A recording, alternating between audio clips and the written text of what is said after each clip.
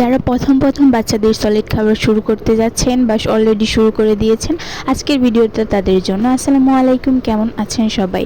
এটা সাজ্জানের ছোট থাকতে করা ভিডিও, আপনাদের সাথে শেয়ার করা হয়নি, ভাবলাম আজকে শেয়ার করি।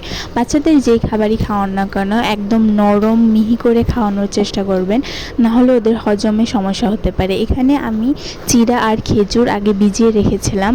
অনেকক্ষণ ভিজিয়ে রাখার পর খেজুরটা নরম হয়ে গেছে। এখন আমি খেজুরের উপরে যে খোসাটা থাকে এটা ভালোভাবে ছাড়িয়ে নিচ্ছি। আপনারাও অবশ্যই ছাড়িয়ে নেবেন, না হলে বাচ্চাদের গলায় আটকে যেতে পারে।